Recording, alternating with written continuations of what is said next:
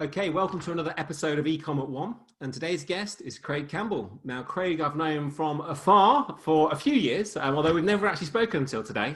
And Craig, I would say, is a prolific SEOer, been in the game, in the business for, I think, 18 years, maybe more, but we'll find out shortly. Welcome to the podcast, Craig. Thank you very much, Richard. It's a pleasure to be here. I hate it when people say 18 years. It makes me feel really old, actually. I need to cut that down a bit. I think when I started in SEO, I was telling everyone I had been in it for 10 years, and now I need to start chopping off the time, just obviously to get that. No one's going to use you if you've been in it for 2 months, but I now need to reverse my strategy and chop some of that time off because. So I would say in 18 years, you've heard and seen it all pretty much, I would say, from back in the day when it was probably a half an hour job to get on page one of Google. And you put your business name and what you do in your title tag, and hey presto, you're probably there. Yep. Google Shopping was free pretty much back then, or about 15 years ago. It was Google whatever, Frugal, wasn't it, back in the day? Yeah. All of that, the good old days were amazing. I actually forgot about the Frugal thing where you used to just upload the CSV file, supplier list, and boom, in come a whole ton of sales. Actually, totally forgot about that. I remember I worked for a stationery company, and obviously it was just, I don't even know if you could call it SEO. It was just making a website and throwing shit out there if you like.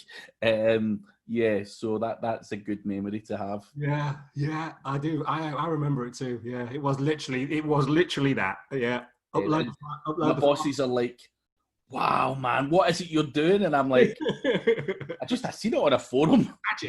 Some guy just said do this, and I'm like following this guy, but I had no clue.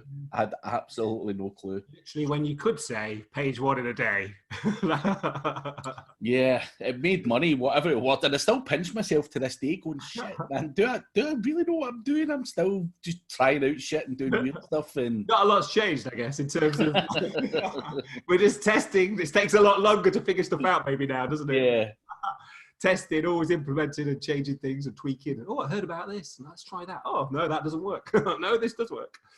Okay, so I think it'd be good for you, if it's okay with you, if you want to just introduce yourself in terms of like what you've been doing. I know maybe not every year for 18 years, but let's have a brief overview. So a brief overview of how I started. I didn't actually start in the stationery company. It was way before that, and what happened was I was a sales guy, and this station, it was a flooring company, and they had a website, and they had a graphic designer in, and the guy used to make flyers and brochures and all that stuff, and they had a wee website, and the sales were kind of crap during the week, and I was full time, so they said and I was obsessed by the internet, and I put a lot of my enthusiasm for the internet in general down to my age. So I'm 40 just now, but when I grew up, we didn't have mobile phones, we didn't have the internet, we had nothing. When I hit around about 17, 18, the internet came out, dial-up connection, and I'm pretty sure everyone's in the same boat. They went, oh shit, this is amazing. You can look at your house in Google Earth and all this weird stuff. So I became very, very hungry and enthusiastic about the internet purely because it was new, it was mind-blowing. The fact that I could play ping pong with a random guy in France or whatever was just amazing. And so I was in this job and hungry for the internet, and they knew this, and they said, can you go on there and just mess about and do whatever. And I was just pissing about with the website. And then I kind of went down the route of thinking I was going to become the next big web designer. So I went to PC World, bought this thing called Mr. Site. It was an off-the-shelf platform, absolute dog shit. And I was messing about with Mr. Site. Had this crappy little website, and I could do scrolling text and all that on it. And I thought, oh man, you are the man, because I learned how to do a small bit of HTML. So I thought I was going to be a web designer because SEO really wasn't a thing. I was pissing about with websites, left that job, ended up in a stationery company, and they were trying to be revolutionary and have an e-commerce store and stuff like that. And all you were doing was uploading that CSV file from the supplier. It was all duplicate content, all absolute garbage. Yeah. Stick it into Frugal and stuff like that. And again, I was in charge of the website, directory listings, and all the kind of crap of the day. And then SEO constantly evolved, and it was spammy, it was garbage.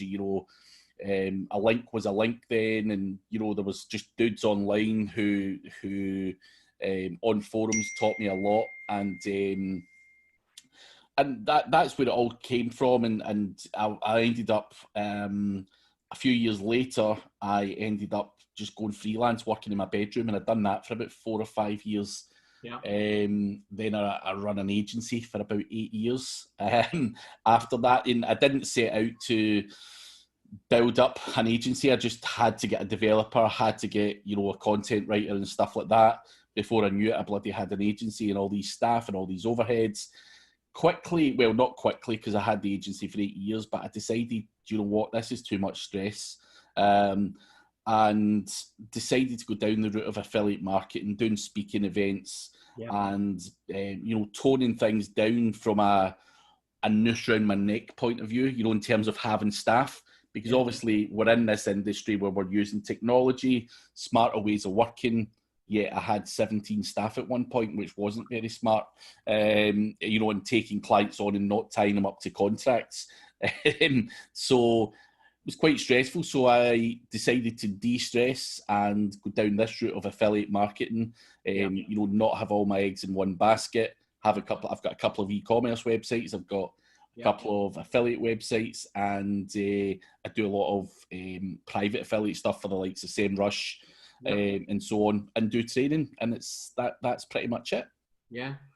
So you've seen it all by the sound of it. Obviously worked self-taught at the beginning, well, always self-taught, but then obviously sort of done the website thing, the web design thing, and then got a real passion for SEO, worked at for a company, seen how maybe not to do it, or back in the day, sort of a lot of different things, and then ran your own agency, which is a podcast in itself, but we'll skip that bit. But obviously what I'm really interested in, and obviously we'll touch on the affiliate marketing side, but really some of the things that now 18 years later, working on a lot of different projects for yourself and for sort of certain clients and coaching and SEO training, a lot of different things there. So you've seen a lot of things from probably startup all the way up to, tens of millions of pounds a year businesses. So right now, I think there'll be a lot of businesses listening in, where now, obviously, COVID-19 epidemic that we're in right now. And I think speed and sort of what things can people do now. Obviously, this podcast will probably go out in about 10 days. I think we're on the last day of March today. So about 10th, 15th of April, we'll be going live with the podcast, the guys that are listening in. And I think pretty obviously, we're still going to be locked down here in the UK at home. But what we're seeing is certain e-commerce stores, a lot of them are flourishing right now. Obviously, some are not. It really depends on the vertical, what they're in. Well, what would you say are some things that e-commerce stores can do sort of in a short term, quite quick, to see some impact in this next couple of months where we might be working from home? I mean, I think, and as you said, e-commerce websites, people are still buying and stuff like that. So obviously, unless you're selling, something that no one's interested in, I think you're going to flourish. And I think for now, there's no special trick to obviously making money, in the next couple of weeks or the next couple of months. But what I would say to anyone at the moment is, I've had a couple of people that I do kind of consultancy with saying, I want to switch off my AdWords and stuff like that. And you're like, why are you switching off your AdWords? Like, it's really still converting very well. Like, there's no reasoning behind this decision other than you're hearing tens of others of people are saying, switch off your AdWords. Now, if you're a travel company and you're doing AdWords, it's probably wise to switch it off because you're not going to convert. But if you're in e-commerce, selling a product, whatever it may be, then people are at home bored and still buying. You've got people out there who are impulsive buyers, including me. I'm buying stuff on Amazon every other day. And I think you just have to utilize this time to really double down on everything you can be doing with your e-commerce website. Now, what I would always say to people, obviously it's a tough time and sales may be slightly dipped or whatever it's going to be. We are going to come out of this, whether it be in 2 weeks, 2 months. I don't have the answer to that. But what I would be doing is thinking about any website, and it doesn't have to be e-commerce, but e-commerce in particular. You get say you get traffic to your website. 5% of that traffic may engage with your website. They may click on stuff, they may download something, they may sign up to a newsletter, they may purchase something, whatever it may be. 95% of those businesses, of that traffic, doesn't do anything whatsoever.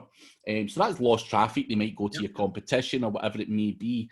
And unless you really have the perfect marketing campaign, not just SEO, but get push notifications on there so you can get abandoned carts. You can utilize your Facebook pixel, because the cost of Facebook retargeting has probably dropped by 10 times just now.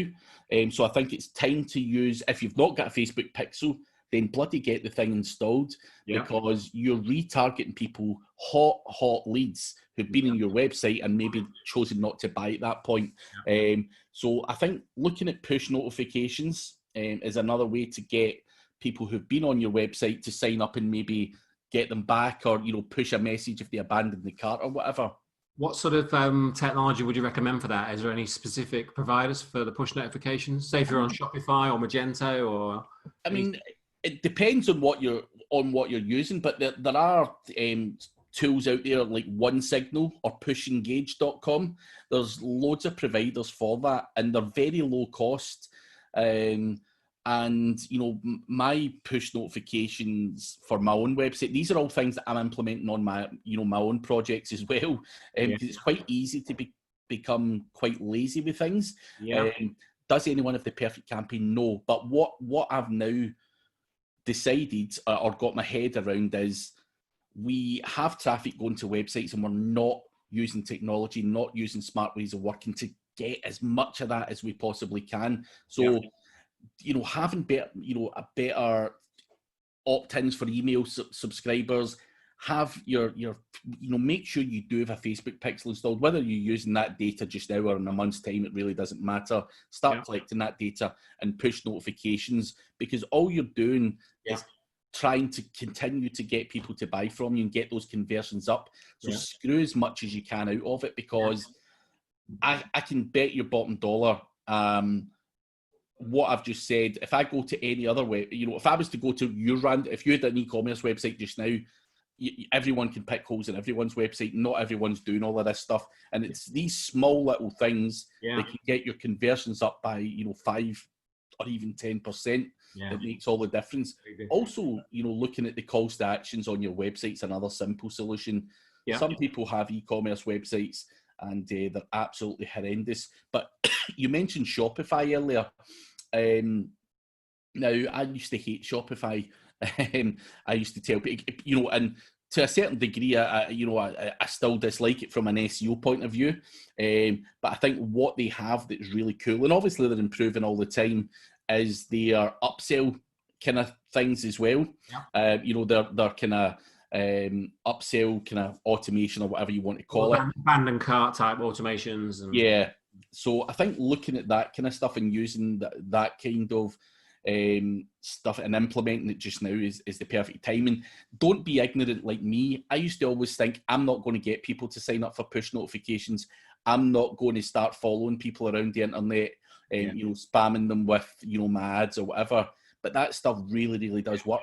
And I was always, I just felt awkward with it. Do you know what I mean? I'm like, if they don't want to buy, they don't want to buy. So I think two core things there. We've got to look at, if you're running paid ads, you're running AdWords, obviously people at the moment panicking and going, turn them off, or, just not sure. Well, the reality is the data will tell you what's what. If you're in certain industries, yes, it's going to be challenging, but other industries are flourishing, as you say. So it could be a real opportunity rather than turn it off. So really look at the data. And then really it's about, what you're saying is sort of squeezing what you've already got, taking that 2-3% conversion rate to a 4-5% conversion rate.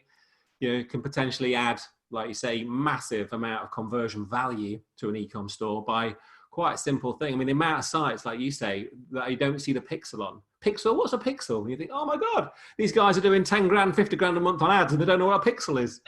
Yeah. And it happens, doesn't it? I actually we actually do have a client that is spending over 50K a month. He's spending 50K a month when he came to us, and he didn't have a pixel on his website for Facebook. It's like, what the hell are you doing? Yeah, unbelievable. But yeah, push notifications, I think that's one that is probably a newer thing where more people are probably a little bit more unsure how to do it. So I think, you've obviously some good recommendations there around tools. And the abandoned carts, I mean, it's quite often just built into the systems, but quite often, like you say, it's either not enabled properly or it's just got a default setting that says, hey, first name or something that's not.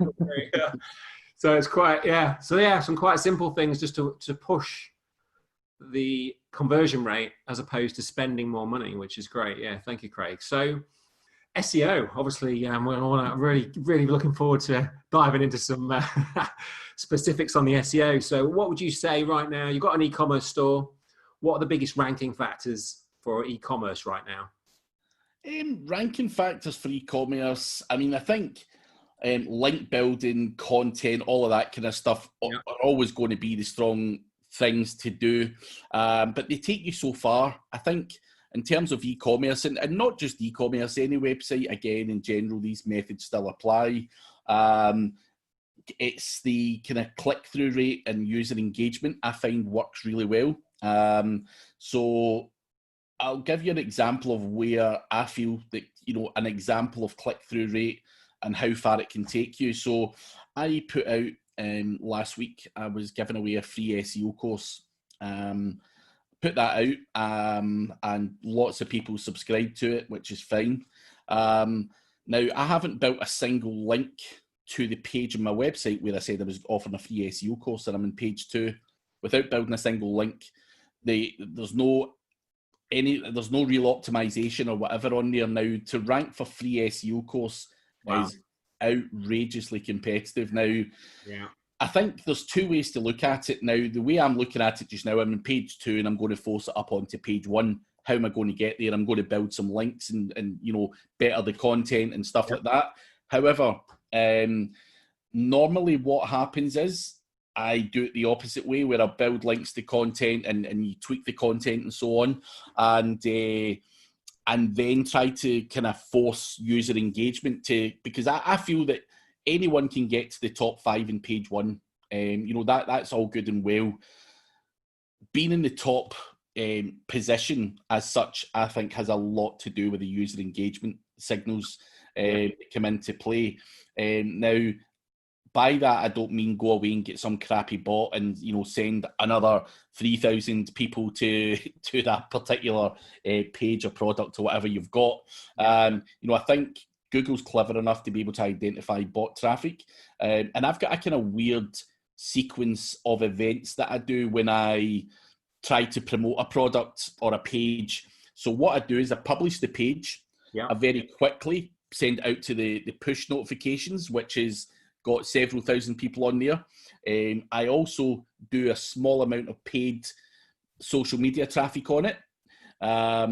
And I do organic, I put it out to the kind of world, organically in social media. And just to top it all off, I do also use a service called microworkers.com. Yeah. And basically what happens there is for like 2 cents or 1 cent, you can get someone to go on there and click about or stay on that page or whatever, to kind of manipulate the kind of user signals. And if you put that into testing, come back and tell me that user engagement doesn't have a ranking factor, I think you'll be blown away. That would show us an organic visit to the store site, whatever, page. Yeah. And they're doing something engaging with it. And I'll tell you another quick thing that I've seen, which is really cool. Everyone's heard of Neil Patel, I'm sure. And, whether you love him or hate him, he's a very smart guy. Now, what Neil Patel does, if you go onto his blog, so he's got this blog and it's like a free SEO course or a free SEO video, and it's got a countdown timer on it. So you cannot watch this video unless you sit there for 10 minutes on his website and wait for that timer to go down. Now, Ah, if you leave his website and you go back, it yeah. starts at 10 again. Now, There's got his user engagement there. Yeah. so he's forcing you. He is forcing your hand, Yeah. and that's where creative thinking. I don't have the special answer of how to get the best user engagement for every e-commerce store, but you have to be creative. You have to do things to make sure that people stay on that website one way or that product page one way or another. Yeah, no, fantastic. So user engagement, big one. User Yeah. engagement, links are a big must. I think technical is very, very important from an e-commerce website. I look at e-commerce websites and audit them, and just due to the structure and everything of an e-commerce website, you've got people having product variations and stuff like that being open, so they've got cannibalization, or they're wasting a whole lot of crawl budget on crappy URLs. So I think between the usual content links, technical and user engagement are two of the biggest things that you have to sort out on an e-commerce website. Okay. So maybe just for a second, could we jump into crawl budget? Because I think that's probably I want to say newer, but it's a newer thing that I think that's been discussed this last probably year or so. Mm-hmm. Give us a bit of a few tips on how to get the crawlers to crawl your website right, or how to get your site in a good position. So what the bots are crawling are the right things. Yeah. So on that, you have a lot of different e-commerce platforms, and you have to just to put this in simple terms, like say you've got 10 money pages, 10 main products that you really need to rank. That's what's driving all the traffic.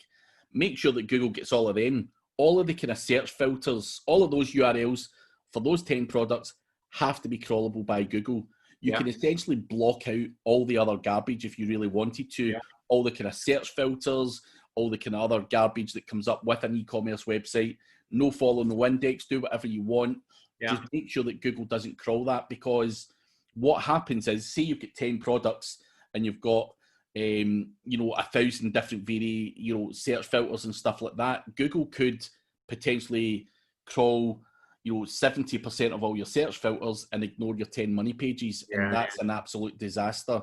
So that's where it's really important to do that. But also, in terms of helping Google crawl pages, a great internal linking structure is key to making that happen as well. And again, I audit websites and I look at their internal linking structure and go, this is absolutely horrendous. There's a lot of very small, simple things that people just ignore. Again, back to basics. A good internal linking structure, block, the Google from being able to access useless URLs. They're crawling and indexing them. You can go to your search console and see what's in the index. Make sure that you get them de-indexed. I think crawl budget is massive. Google does not crawl 100% of anyone's website. Very rarely. It might, people say, oh yeah, it does. Here's a website. Look at it. Blah, blah, blah, blah. That's fine. But the reality is Google has billions or trillions of URLs to crawl and index, and it does give a percentage, to each website. So make sure that you do make sure that your money URLs are being indexed, because that is the most important reason why we're here, is to make sure that we have our money URLs indexed. Make me laugh there, Richard. Come on. But so let's say I think typically what's going to happen is e-commerce store, substantial store, you've maybe got, let's say 5,000 SKUs, you've got maybe 50 money pages, 50 money products. That's 1%, I think, is it? If my maths are right. Yeah. 5,000. So those 50 product pages are obviously within, subcats, cats, be a mixture. Is there anything specific we would do to those 50 pages? So you've said obviously you got to go into the search console. We've got to have a look what's being indexed. Do we do things with the sitemap to make sure those 50 pages have got any preference in there, or? I don't really touch a sitemap as such. You can go in there and make sure that Google crawls it more frequently. Do I believe that actually works? Nah. It probably does. It's a guide to Google, and it probably does work to some degree. But I don't really go down the route of manipulating sitemaps as such.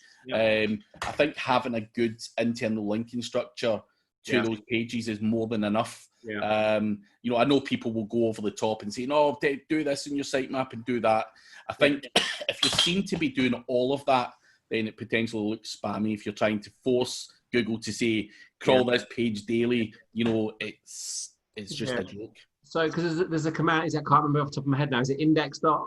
And then you put the URL into Google and it tells you last time it was indexed. Is that right? Yeah.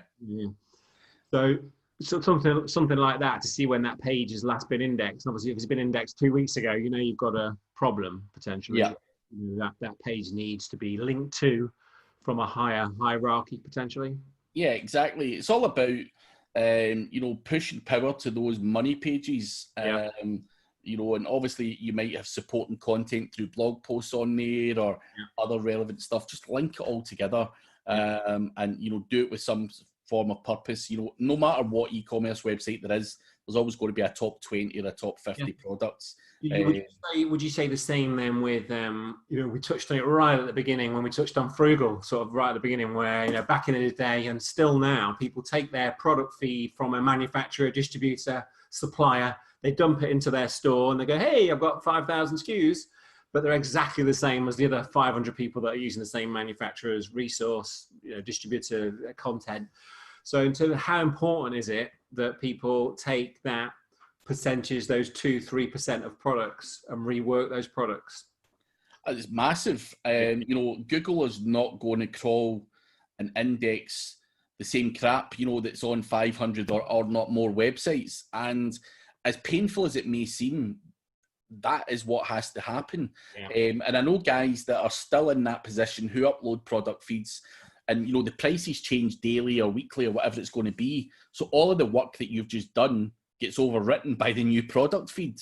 So you're going to have to either figure out a better process or a better system or a better website that kind of avoids that happening. For me, if I was in that situation where I was uploading that kind of setup, I would certainly use that as the back end of a website and have a front end of a website with landing pages that didn't ever change.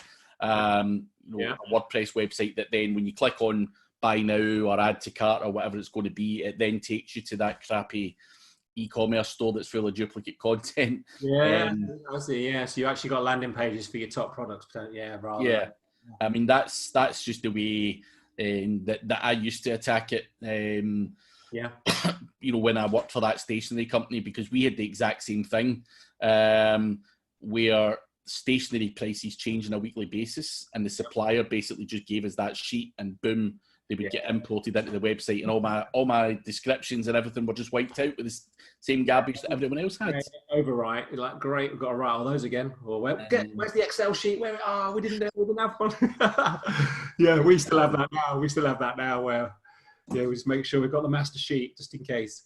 So a couple more things that I think a word or a terminology is obviously loads in SEO, but an area of SEO that I think is every SEO talks about. But I think site speed, for e-com stores particularly, what are your thoughts on that? I mean, I think I'm not sure I would join the people who say site speed is a majorly important ranking factor as such. However, I think from a user engagement and a user experience point of view, if you're clicking on something and you can't do that, then it's going to negatively impact you, whether that's, people bouncing off your website very quickly or, losing that potential customer. So yes, it's important. However, I don't think it's massively important that you get it from 3.2 seconds to 2.1 or from 2.1 to 1.7. People become obsessed with it. So although I do believe that site speed is very, very important overall, it's not going to massively impact your rankings just by getting that extra 0.2% of speed. It's more about what happens with a faster site, because they're more likely to stay, more likely to engage, more likely to click through, hot stay, less likely to bounce. Those sort of correlated stats that go with it. I had a guy, and we've all had this guy as a customer, no doubt, you know, a really tight guy, very tight with his wallet, didn't want to spend money. And he had this Magento website, and I used to run like a bag of crap. Now, he had an amazing product on the website that lots of people were very, very interested in. So he got some SEO, we started to get some good results. But if there was 5 or 6 people on the website buying at the same time, which is not uncommon for an e-commerce website, it used to grind to a halt. Yeah. So I was on the phone, I was telling him, like, you need to get a better server, you need to do this. And one of the kind of server guys that worked for a hosting company that I talked to basically said, Craig, your customer is essentially trying to run a business with, 10,000 products on a server that's got less space than your fucking mobile phone. What the fuck is he doing? And that's what he said to me. What the fuck is he doing? He just said, the tight bastard is just going to have to cough up if he wants to continue to get sales. Yeah. I suppose it's like trying to take Tesco's and put it in the corner shop. It don't bloody work. Yeah. So that is the way I look at it now. And I just say to people now, you look at your 16 gig phone and you're trying to run an e-commerce website from a 4 gig server. Magento is I'm sure is server intensive, and very much so. There are servers that are dedicated and optimized for Magento or various other platforms. So I think having the right platform from the get-go, if you're going to invest in SEO, going to invest in ads, and you're going to take your business seriously, make sure you've got the right bloody platform in terms of hosting and everything, because as you say perfectly, it's like trying to shove Tesco into a corner shop. It ain't going to work. The products are not going to fit, and all stuff's going to start pouring out the door. And I think that's the thing, isn't it? That you see a lot of stores, they sort of start as a corner shop, or not even a corner shop. It's like a tray with some sweets on somewhere, and then they get the corner shop, and very quickly they get the Tesco. And you do see obviously a lot of, it's very obviously the industry is ripe for stories of very, very, very quick growth. I've got somebody on the podcast tomorrow who's doing 2 million plus a month after, I think, less than 2 years. It's like, wow, from a back bedroom. So it's okay. We're scaling, but if we're not then reinvesting, and sometimes it's just because they just don't know. They might have had a better website built 6 months ago and it was fantastic, but now they're doing 10 times the volume or 5 times the volume, and they go, "This website's shit." Well, it was actually what you asked for, and it was what. But what we didn't do is predict potentially, or and plan for what might be in terms of traffic, in terms of demand, and especially now. I mean, some of the stories I'm hearing now. Obviously, we've got a lot of people having a lot of challenges right now with what's going on with COVID-19, but some of the demand is unbelievable. I'm seeing stuff like 3 to 4 times as busy as Black Friday weekend on some websites. Like the food. We've got a company that sells fish, and literally half of his staff are out. They're obviously self-isolating. I think there's normally 15 of them, but I think there's only 5 of them now packing, and they're there like 16-hour days just packing, trying to get it. But what they've got to watch also is obviously they have then. Is their website able? Is it scaled enough to be able to cope with the demand? Obviously we've got to keep an eye on the ads. We look after their ads and whatnot. So speed important, but don't get carried away too much with taking that 92% to 95%. We want to be looking at, that engagement. So we've obviously touched on engagement a lot. Now, one topic I'm really keen to drill into, he says with a pause, is link building. It's like a dirtiest word ever in SEO, so they say. But it is, I think you've obviously alluded to it already, quite an essential part of SEO where, certain strategies will get you so far, depending on how competitive that niche is and etc., where you are and what you've got already. Obviously, a lot of variables. But link building for e-commerce, we'd love to sort of drill into that and some of the strategies that you'd recommend now that we could maybe look at implementing, or people listening could implement. Yeah, so link building, as you say, a lot of people go, "Oh, like that's bad," and obviously it's part of Google's terms of service. Building one link can get you penalised, Yeah. However, it depends on how much you want to believe what Google tell you. Google have also released that link building is the #1 ranking signal as well. So Yeah. take your pick. So obviously Google don't want you to fire up an automated tool and stick 20,000 links to your main category on your website. Absolute garbage. That crap just can't work. But link building is link building, and getting good quality relevant links to your website will help move the needle in terms of rankings and growth. Now, the way I look at it is I will always go out and start very, very clean. Get onto some directories and whatnot, relating to the business in question. Get some geographic specific links as well, get on some business directories. What that basically does is not really going to move the needle, but it builds up some domain authority. And what a lot of people look at is the DR or the DA of a website. So I always start out with some citations, if you want to call it that. Now, you can actually pay someone to do this, $65. $60, citationsbuilder.com. Now, the key part of this is, in the past, I have got someone in the office to get a hold of a client's website and put those bios and everything else into, say, 50 directories. Now, copying and pasting that into 50 directories, 1 or 2 might get indexed, that's it. The difference with Citations Builder is they spin the bios and send it to an indexing tool, so that 50 of them, if you buy 50 or 35 or whatever the deal is, they all get indexed and obviously then pass some form of power to your website. Now, after that, your opportunities or what direction you want to go down is entirely up to yourself. There's this whole white hat, grey hat, black hat talk that goes on, and it's all not absolute nonsense. It really is. I think you have to do what works, and what a lot of people will do is go down the route of buying guest blog posts. So there are vendors out there who do outreach on a daily basis and do campaigns for a wide range of clients. And they're then able to give you that link. So you can go to these guys, and they've got basically thousands and thousands of websites that they've got access to. And do a guest blog post. So whether you're selling fish or whatever, they'll get you onto some food website, and they'll get some article written up about here's the best fish, or why you want to eat fish, or whatever. And so guest blogs are probably the most effective.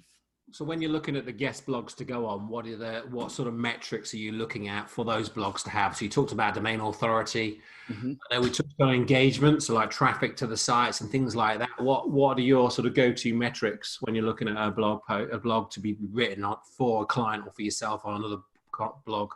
So what we always want is, we use DR. Most link builders will use DR, which is Ahrefs score. So the worst case scenario, we would look at a DR30. That's the lowest form of link. Then there's a middle one, which is DR45, and then a 60 plus. Obviously, all of these websites have to be relevant to your niche, and they also have to have traffic and rankings. There's no point in me getting a link from some shady PBN that's been flung up that doesn't rank for anything. What's the best way? So obviously to get the DR score, we can use Ahrefs, but to find, for people listening to the podcast, to find the traffic numbers, traffic scores, or traffic amount to a site, what's the best way to do that? Again, use Ahrefs or SEMrush or whatever. Again, these will give you a guide as to whether these websites get traffic or not. And also keywords. You'll be able to see if they rank for certain search terms or if they don't. So what I would want is links from real websites, essentially, not some crappy PBN that's been flung out there that's got some nice metrics but gets no traffic. Because what value is that actually going to pass to me?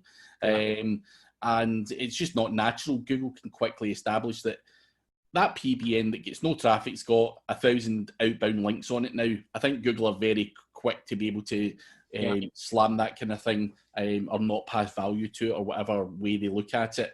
So guest posts work really well. But also on the guest post side of things, what people tend to do is power up their guest posts with other things like PBNs or automated link building. Now that's entirely up to you. I'm not suggesting that you do that, but it's part of a strategy where people are not wanting to endanger their own website, but they're quite happy to endanger the person who's just sold them a guest post. So they get the guest post they've just paid for potentially, and then building links to that post to make that link more powerful. Yes. If that blog post gets damaged in any way, it's not their site, it's somebody else's site. Yeah. I guess that's where you're crossing over a little bit. I don't know what hat you call that, but it's probably it's a grey hat. But yeah. So you're going to have to people do things like that. Best way then so I've got my fish website. I want to find guest posts or websites that might take guest posts. So is it as simple as a Google search to find the sites that take a guest post to do with? I mean, you can do a Google search and do things like right for me and and have the word fish or food, or it doesn't have to be fish related. Food is also related to fish. So you can do a simple Google search and do that. But what a lot of people do is just look at the competition, export it from Ahrefs, what links they've got, put it into Pitchbox, and just start an outreach campaign. Just bang, send it out to everyone that your competition has links from, and someone will come back and say, yes, I can give you that guest post, but it's going to cost you $70, or whatever's going to happen. You can negotiate that down, and that's what's called outreach. Now, outreach is apparently what white hat guys do. So how that's but yeah, they still pay. So you get a lot of people saying paid links are bad and this, that, and the next thing. The problem you've got is paid links are bad. But if you were paying to be listed in someone's footer or the sidebar or whatever, and I think that was something that came up years ago, Google were talking about paid links, but people now know the value of a guest post or a link, and they are charging you. You can call it what you like, an admin fee or whatever. People are charging you, and there's no way around that. There is no way, unless you can offer free content or a free bunch of fish or whatever it's going to be. But you can do that as well. I'll send you out some smoked salmon there if you do this, and that could work. But in most cases, people want cold hard cash, and that's where people start. Again, SEO people say, "Oh well, I heard paid links were terrible." Blah blah blah blah. Google don't have access to your transactional history or what went on in order for you to get that link. And I think Google have got a lot of other things to be worrying about it, more than whether you paid Joe Blogs down the road there, $40 for a guest post. So I think that is one strategy that works. You've also got the other strategy, which a lot of big companies use, which is the PR route. So they'll go down and they'll create fake news or real news or whatever's going to happen, and try and get some press related stuff, or get onto food magazines or whatever. I'm just using your fish guy as an example all around here, which Fish Weekly. So you can go down that route and get the PR thing. The problem that I find that you're going to have with your listeners is some of your listeners are going to have budget and they can afford PR, and doing everything the PR way and everything is probably the right way to do it for long-term sustainability. But if you're a guy like me who came from a background where I wasn't fortunate enough to have hordes of cash to rank my businesses, and I had to scrimp and scrape and rob Peter to pay Paul and all that stuff, which I think 80% of your audience will also have to have done. So you have to look at alternative tactics into not doing the PR route, go down the guest blog route, or tricking people into thinking a link's, whatever it could be. You can trick people into giving you a PR link. I could tell you tricks all day long on how to steal PR links, from companies and stuff like that as well. But obviously your audience might hate me for that, so I don't want to go down that route too much, and I don't want to come down as giving a whole lot of dodgy advice either. No, that's cool. So obviously link building, super important. Start with that layer of directories maybe, just to get some foundation in there. Look at the sort of outreach, competitor links. You mentioned Pitchbox. Obviously you can do it manually if you can't afford Pitchbox, where you're reaching out to people, and then writing blog posts, and they'll vary in price. Potentially, obviously, you've got to get a bit of negotiating there when they come back to you and say, well, yeah, no problem, $300. And you go, $100. Okay, we'll meet $150 or whatever it may be. I guess there's quite, well, obviously that's exactly what we do basically. So in terms of the outreach, connecting with, we use SERPworks to pull out some of the data from Ahrefs and whatnot. And then we'll do a lot of manual. But a few people have mentioned Pitchbox to me. It's not one I've actually used, but it's one personally I'm going to explore that. Yeah. Listen, see, Pitchbox, it does a lot of the work for you. It does a lot of automation. Also, when you copy and paste the websites into Pitchbox, it also scrapes the email address for you. So obviously, when you're doing it, you're pulling stuff and you're having to then use Hunter or various other things to do stuff with Pitchbox. Basically, does the whole lot. So a lot of people go, "Oh, I'm not paying, this price for Pitchbox because it's slightly expensive." But in terms of speeding up your process. People have got different, as you say, you pull this and you do that and you do this. Where, there are cheaper alternatives. You've also got Mailshake, where you can, a more cost-effective way of doing outreach without using Pitchbox, all the bells and whistles. But Pitchbox is the Rolls Royce of outreach and does all the kind of crappy scraping and everything else for you. It's weighing it up, isn't it? The guys that are listening in, the ones that have got the budget, they'll just go all in, and it's not as. But nobody's obviously got unlimited cash and can waste cash. But knowing how long it can take to obviously you could go with a free trial of whatever and get a list, but then contacting those people one by one, finding their emails firstly, contacting them one by one, it's quite painful. And in some instances you may have to do it. But obviously, if it's going to take you a day there to maybe get 15 no's or 20 no's or 50 no's, whereas you can just automate that for what might be, I don't know, $100 a month or something like that. Starting point. So great. So SEO, we touched on a lot of different things there. Obviously, content, technical, crawling, link building. Where do you see these things going? Where do you see? So we've got an e-commerce store. If I was preparing for the next, a bit of a tricky question. But I'm in it for the long haul, as we should be. I'm not just here selling my, I don't know, one-off thing. I'm here to build my brand, build my e-commerce store. It's pretty much, I think most of the people that will be listening to the podcast, they're either going to be e-commerce marketeers in the industry, so they want longevity, or they're going to be business owners that are doing it themselves. So in terms of like SEO strategies that you think are more long-term and things that people should be investing in, and where you see things going?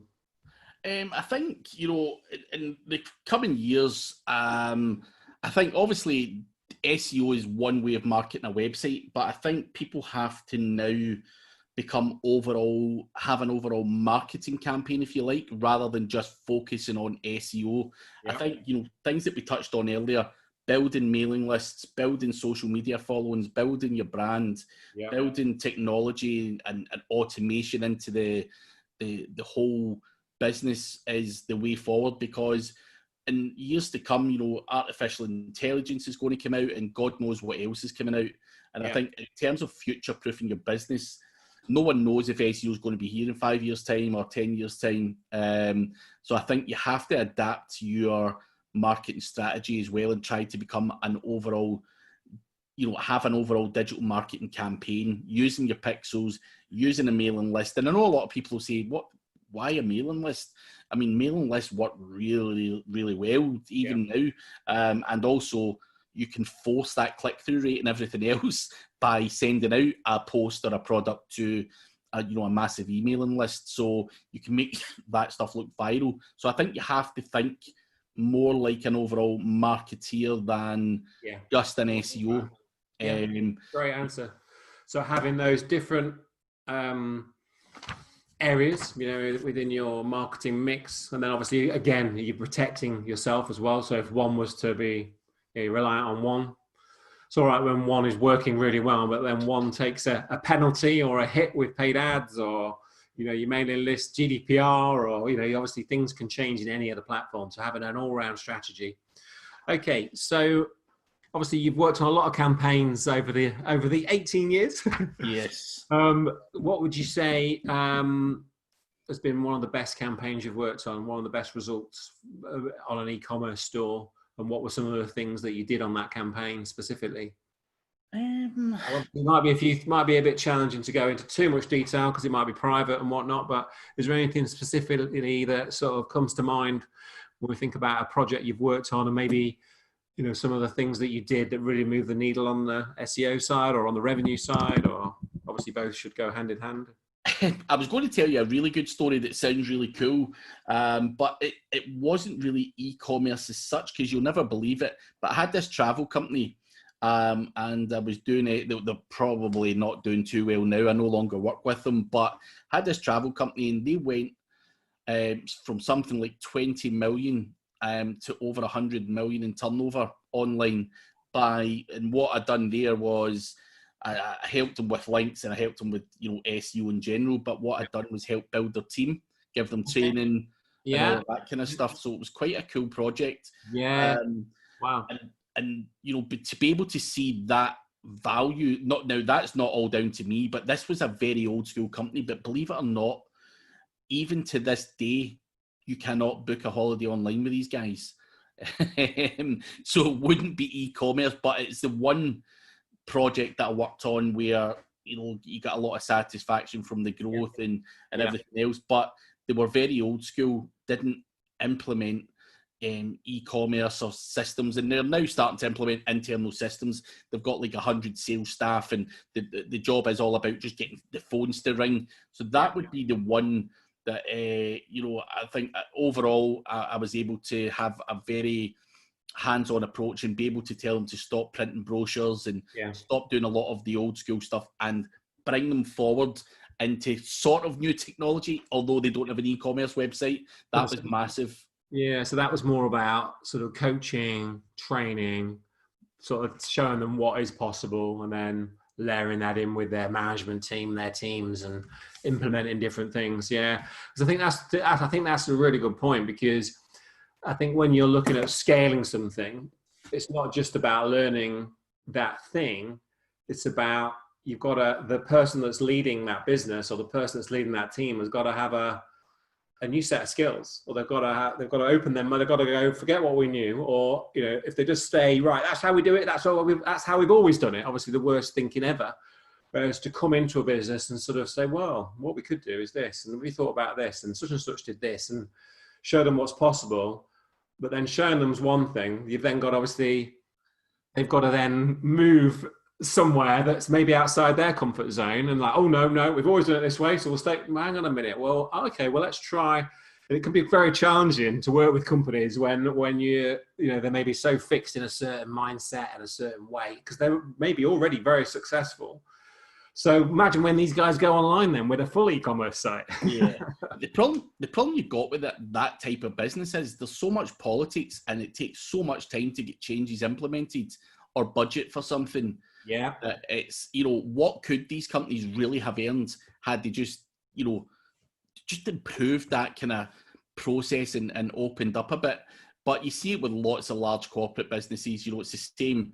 An SEO is not an SEO in a lot of these companies. They're more of a politician, or whatever, game playing and all that kind of stuff. And, that guy there doesn't like you, so these changes are not getting passed. And it's a different world. But I think, the key part in anything is being able to implement new technology, new techniques, and get it done fast at scale. More content, more links, more everything. And I think people have done very, very successfully. Going from X to Y. But you have to try and overcome all the kind of bullshit that goes on with it. Going to the board, having to do a PowerPoint presentation, and listen to the crap for 3 hours, going back and forth asking questions to do one single little change. It can be very frustrating. But that can be very much when you look at, like, obviously a big part of your business is auditing. Like any SEO professional, you do an audit of the site. And then you go back to the client and say, right, we've ordered your site. We've got these 15 things we need to do. Oh, leave it with me. You're like, no. How long are we going to wait? Is it going to be, and then you wait that 2 days. It's like, oh, no, it's going to be one of those. It's going to be 3 months or 2 months or, so yeah, it's getting everybody on board, trying to find out who's who in that organization, the stakeholders or the, you've got the tech guy who's obviously usually very passionate, but maybe doesn't know SEO.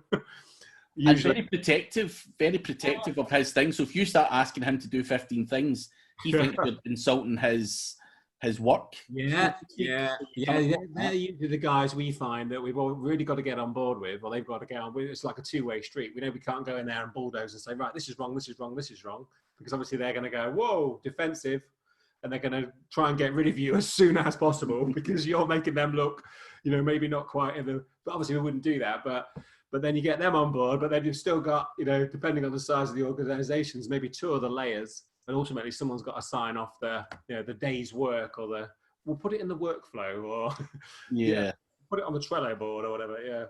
Okay. So obviously one of the big questions I was going to ask you was around sort of conferences. I know you speak a lot at a lot of conferences, maybe not quite right now because a few things have changed in terms of physical conferences, and I know you do a lot of training online. One of your big things is training. So what would you say some of the best resources out there in terms of training? Obviously your own, definitely. Yeah. And conferences when they're on. I know conferences probably will have to pivot now for the next couple of 6 months, and a lot of them may go to, the virtual side of things. And what would you say in terms of conferences and online training courses? What would you be your go-to sort of resources and conferences? I mean, online courses wise, there's tons and tons of people trying to now sell online courses. To be honest, I couldn't tell you of an amazing online SEO course that's out there. The problem with that is not everyone wants to give everything away. And so there's always courses that are very specific to like affiliate marketing, if you like.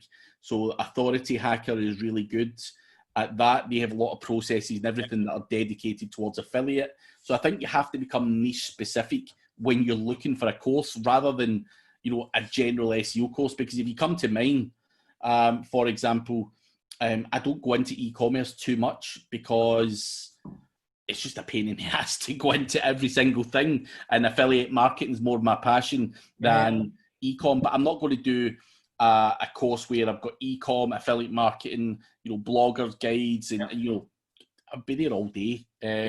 So I think there probably is courses out there for e-commerce, and as I say, Authority Hacker is really good for affiliate. Mine's is good just for a generic overview of what SEO is and what's involved. So no one's giving everything away, and that includes myself. In that, I'm not covering e-commerce. And it's changing that quick as well, isn't it? New things, new tools. Yeah. In terms of like conferences then, what would you say? Whereas I know you do a lot of traveling with your conferences. I was looking at your conference list yesterday, and I think you not, literally all over the world. Yeah.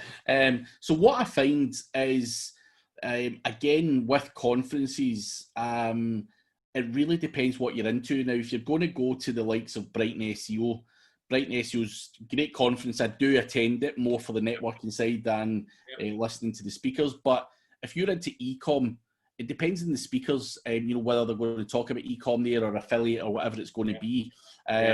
So are you going to get the value from, exact conferences? No. Whereas if you go to an affiliate conference, it's all about affiliate. So I think where I find the most value is find an area that you're crap at or you want to excel in or whatever it's going to be, and go to conferences specific to that subject rather than generic conferences. Now, there's conferences all over the UK, all over the world. What are better? Like I'm due to speak in Spain at SEO on the Beach in June. Then I'm speaking at Affiliate World Europe in July. Now, SEO on the Beach, there's nothing better than going to a conference where you're chilling on a beach and the conference is on a beach under a canopy and people are having cocktails. And the reason being, people go, I'm not paying X amount for a ticket and then a flight to Spain and all that. But what you'll find there, the way to look at conferences is when people are relaxed and loosened up, they talk more, they drop a lot more knowledge. The more value in the bar than in the conference centre, sort of thing. Yeah, always. And that's the same for all conferences, to be honest. There's more knowledge spread at the bar than there is on stage. And sometimes you go to a conference and you're being recorded and there's only so much you want to give away. And I mean, I personally, I don't give a shit, to be fair. I'm that guy. I'm quite happy to have this. It's not bothered. You know, whatever. But people have got, you know, agencies, brands to protect, you know, squeaky clean, you know, whatever. But I think conferences all over the world, you know, I've been to Shanghai SEO, which is again full of affiliate marketers and stuff like that, and it's really high level stuff. It's not basic crap. So I think some of the more generic conferences are tailored toward basics. And it's not fair to criticise them for that, because there is a need for people to learn that. It really depends on what you want. Obviously, there's a lot of the good conferences out there. Brighton SEO, quite broad, a lot of different topics. Obviously, look at the roster, is it, or the agenda? Speaker list, who's doing what? Obviously, ecom. Quite often there'll be, you know, so many. So if you want to have tie in some time on the beach, you've got SEO on the beach. You've got the Chiang Mai, which is a little bit further afield from the Obviously, I think a lot of our listeners will be UK. But that's obviously quite an interesting one, having a bit of time out in Asia. So that'll be, is that every year as well? I guess it is. Every November. And for anyone that I know that comes back mind blown. Absolutely mind blown. That's a more mid advanced type topics. I might see you there. We might share a beer in Chiang Mai one day. Well, I'm speaking there this year again, so get yourself out there, provided it's still on. But we don't know. Okay, so last couple of questions, Craig. So SEO, tools-wise. Now, a lot of different tools. You know, there's literally probably a dozen of really cool tools that we use and we're subscribed to. Some we've been paying monthly fees for probably 12 years. I know you've mentioned quite a few already, but what would you've got an e-com store, you're about to do an audit. What's your go-to tool stack firstly for that? So for an audit, I'll do SEMrush and Screaming Frog. So what would you do what tools within SEMrush would you use for that? So the SEMrush has got an auditing tool. And essentially, you know, if you're doing an audit, you want to see technically what's wrong. Obviously, you go into the website and check out their organic traffic keywords and stuff generically, but go into the audit tool, run an audit on it, and it will throw up you know, errors that the website's got. Now, the reason I use SEMrush, one, I think it's a really good crawler. Two, I think, you know, being able to export that data in a nice PDF and send it to someone you're working for is a hell of a lot easier than showing them something from Screaming Frog. Because people look at Screaming Frog and go, what is this? So guys in this industry, you know, will know what Screaming Frog's saying, but try and show that to a customer, you're in trouble. So I like to use both. SEMrush, obviously, for the visual side of things, but I also think it's a good crawler. And Screaming Frog, I always do two, because I just like to make sure that I'm not missing anything. Getting a couple of options just to make sure, there's nothing been missed. Because with any tool, sometimes, you know, flag up a false positive, or if they, like SEMrush, for example, is going on a big website and it's hammering it, sometimes it'll throw up some error messages that are just because the bot's on there and using up a lot, the servers kind of, you know, told the bot to piss off, basically. And it flags up some false positives as a result. So again, I just like to get a two-step approach to it. I think you've done quite a few webinars with those guys, haven't you, at SEMrush over the years? I think. Yeah, over the years, I've done more than 100. Have you? Oh my God, that's madness. I'm also a host of some of their webinars, and they've been massive for me. Great bunch of guys, and we've got a lady on the podcast on. Do you remember? She does her own thing now, but Alexandra Takalova. Oh yeah. I met her probably about 7 years ago at Marketing Week Live in London, and we we were exhibiting, and she was exhibiting for SEM Rush. So we spent a couple of days sort of having a chat and whatnot, and got to know her quite well. But yeah, she's obviously doing her own thing now. But she was there for quite a few years, and then obviously got her own agency, and she speaks a lot. She probably speaks at a lot of the events I think you're at. Yeah, I'm good friends with Alex, and we do cross paths quite often speaking. Yeah. But believe it or not, she also gave me my first ever speaking opportunity. So on SEM Rush. Not in SEMrush. It was after her SEMrush career. She does this event, Digital Olympus, and she has done for the last 4 or 5 years. But it was 2016 when I started speaking, and she gave me my first opportunity. So she's good, brilliant. So we've done the audit. We've looked at SEM Rush. We've looked at Screaming Frog. We're sort of comparing notes. We've got that sort of visual side from SEM Rush. So we've done the audit. From the audit, we've got a list of actions, probably on the technical side more so. So on the link building side and the link analysis side, what's your go-to tools there? So SEMrush and Ahrefs. SEMrush are going to hate me for saying that, but there goes your webinar career at SEM. But Ahrefs for me, so the two tools, SEMrush primarily was always known as the keyword research tool, and the link data wasn't always up to scratch.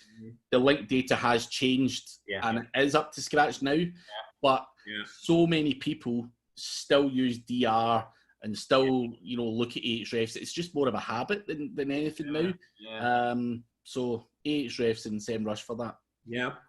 So then we've looked at the links, we've got the analysis. We see the links that the client or the website's got, and then we're looking now to outreach. We talked about Pitchbox. Any other tools on the outreach side of things? So there's a few others that you can use if you want. Buzzstream, Mailshake. I'm trying to think if there's anything else. Ninja Outreach is another one. It's a bit, the interface doesn't look great, but still does the job. So those are a couple of other ones if you want to try it out on a much lower budget. Okay. And then say reporting. Are you a Data Studio fan, or are you do you use a sort of a like SEM Rush's reporting, or what's your reporting? If I was doing client work, then I would use SEMrush's reporting, and that's what I've always done when I was doing client work. One of the reasons I don't do client work, though, is I fucking hate reporting. So Data Studio, absolutely not. Never even looked at it. So it was normally always a copy and paste job, screenshots from SEMrush, and that was it, or PDFs from SEMrush. I'm not a reporting fan, so sorry, I can't really help you. It's one of those things. I think as an agency, obviously agency owner, it's like, we spend, even with all the different tools we've got on our stack, we spend so much time doing it. And then I think you like you say, I hate doing fucking reporting. I think the clients hate flipping reading the reports as well half the time, or it's like, just give me the headlines, give me that half pager. That's it. We spent this, we got this back. The traffic's here. It was here. Now it's here. This is what we've done. This is what we're going to do. Okay, Craig. Well, thank you so much. Final question. I always like to end on a book recommendation. Doesn't matter what it is. It could be a Ladybird book. It could be an SEO book. It could be. Are you a bit of a reader? Obviously, you're a big learner. But what was your learner? But believe it or not, I've very rarely ever read a book. I'm more of a visual learner. I prefer to watch videos and tutorials that way. Don't get me wrong, I have read books in the past on SEO. One book I really did enjoy, though, if you're going to force me for a book answer, is Alan Sugar's book.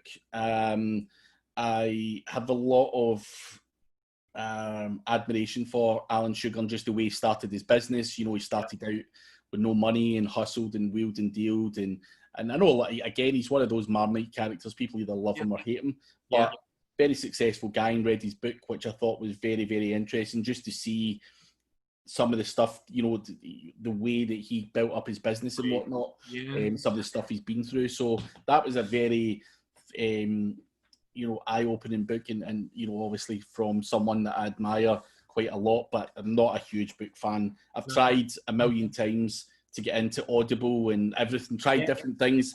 All the videos. You prefer But the videos. I'd rather do a video. Everyone's different. Yeah. I have to admit, you know, I did the whole college uni thing, and I was horrendous at the whole thing. You know, if I'm honest, I'm completely honest, like the whole reading and learning thing was not my thing. Somehow got a degree, and I still to this day not even sure how that happened.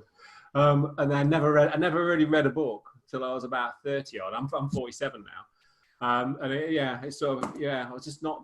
I found it a lot more challenging than the visual side, I have to admit. But now I'm a lot better at reading. I read a lot actually, but I didn't used to at all. It was literally like, oh, forget it.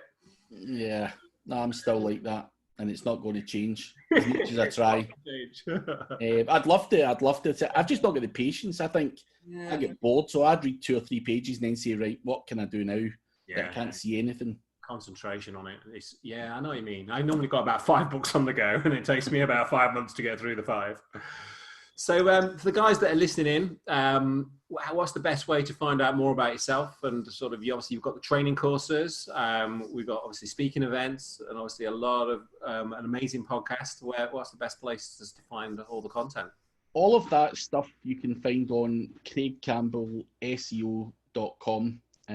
Podcast, the speaking events, and any kind of tutorials, guides, news that I want to share is all on there. So that's the best place. Other than that, you'll find me kicking about on social media, which all the icons are on the website anyway. If you want to see what stupid stuff I'm doing in TikTok or crazy stuff I'm doing in Facebook, I post a lot of garbage on here, to be honest, but it's always fun. It's not all SEO, but yeah.